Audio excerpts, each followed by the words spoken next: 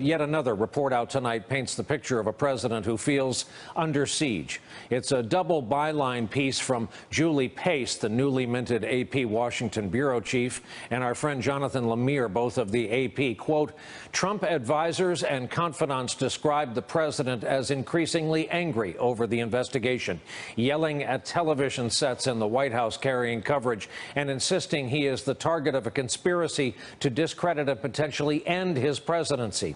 Some of his ire is aimed at Rosenstein and investigative special counsel Robert Mueller, both of whom the president believes are biased against him, associates say.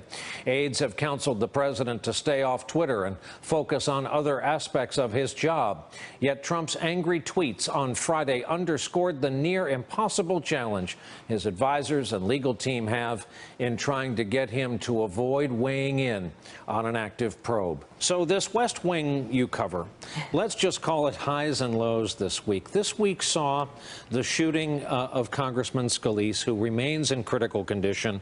We learned today arrived at the hospital close to death, much worse than anyone thought after the baseball field shooting. So we saw the president in that mode, but then tonight these competing reports, and I know you're hearing the same thing, about a president yelling at television sets throughout the West Wing.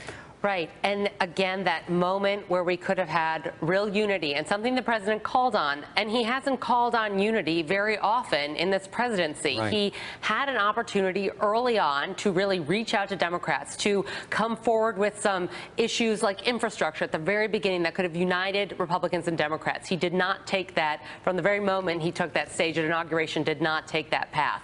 Trying to make a shift earlier this week going down that road, but this cloud of this Russia investigation, as he's described it, hanging over him. And really, it's clear to anybody who watches this Twitter feed, nothing gets at him more than this Russia investigation and all these conversations with Comey that now have put him in jeopardy of, being accused of obstruction of justice, were all in order to clear this Russia cloud. It is really something that has, become an asterisk on this presidency. This may call for a judgment on your part. Do you think it's because it speaks to kind of an original sin legitimacy question surrounding his election? There are some people in the administration, I don't know about the president himself, but certainly some people in the administration who feel like this presidency will always be marked by an asterisk of Russia, that will always hang over this presidency and its legitimacy, and that, yes, that is a concern they feel.